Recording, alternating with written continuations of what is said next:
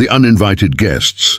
Marcus Hale had never imagined that buying a broken-down farmhouse on 12 acres of untended land would change his life completely. But then again, he had stopped imagining much of anything after his wife left. He had 2 hands, a 7-year-old son named Cole, and a stubbornness that his mother always said would either save him or bury him. The farmhouse on Route 9 had been abandoned for 11 years, according to the county records. The windows boarded, the porch sagging like an old man's back, the paint peeled down to bare grey wood. He paid $30,000 for it in cash, every dollar saved over 4 years of double shifts at the lumber yard, and he told Cole they were going to build something worth keeping. The plan was simple: spend the first few weekends clearing the property and assessing the damage, then move in properly once the roof was patched and the water was running clean. Life, however, has always treated simple plans like suggestions. Marcus spent 3 weekends at the farmhouse with Cole, hauling out rotted furniture, tearing up warped floorboards, and slowly learning the personality of the old structure, the way the kitchen door stuck in humidity, the way the staircase groaned on the 4th step, like it was trying to warn you about something. Then Cole caught a bad chest infection. Work demanded overtime, and 6 weeks passed before Marcus was able to drive back out to the property alone on a grey October Saturday. He noticed it the moment he turned. Off the engine, smoke curling lazily from the chimney. His first thought was that someone had broken in and started a fire. His second thought was that vandals had gone further than vandalism, and his third thought, when he stepped onto the porch and smelled coffee and something faintly like cinnamon, was that this situation was stranger than either of those. He pushed open the front door, which he had left nailed shut, and found it not only unlocked but freshly oiled, swinging open without a sound. The front room, which he had left as a gutted shell of bare boards and exposed insulation, had been transformed. A wool rug covered the center of the floor.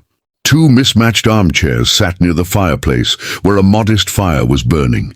A shelf had been mounted on the far wall and held a row of paperback books, a small potted plant, and a battery-powered lantern. Standing in the kitchen doorway were 2 women, one older, perhaps 60, with silver hair pulled back and sharp dark eyes that showed no panic whatsoever, and one younger, maybe 30, with her arms crossed and an expression that Marcus could only describe as cautiously defensive. For a long moment nobody spoke. Then the older woman said, quite calmly, "You must be the new owner." Her name was Edith Crane, and her daughter was called Nora. And their story came out over the next hour in pieces, the way true stories always do. Not all at once, but in layers. Edith had grown up in this house. Her family had owned it until the bank took it in 1987, and she had spent her entire adult life in the nearby town of Harlow, working at the school cafeteria and raising Nora alone after her husband passed. 3 months ago, Nora had lost her apartment in the city following a job loss, and Edith's rented room in a boarding house had no space for 2 people. They had driven past the old Crane farmhouse one evening and found it dark and clearly empty, and after 2 weeks of sleeping in Edith's car, had made a decision that Edith described without apology as practical and Nora described without apology as necessary. They had broken nothing to get in. Edith knew every weakness of the old house by memory, including a back window that had never latched properly in 40 years. They had cleaned, repaired what they could with second-hand supplies, and lived quietly, never making noise that would carry to the road. Marcus sat in one of their armchairs and looked at the fire, and thought about what it meant to need a place badly enough to simply occupy one. He thought about Cole and the chest infection and the 6 weeks of not coming back.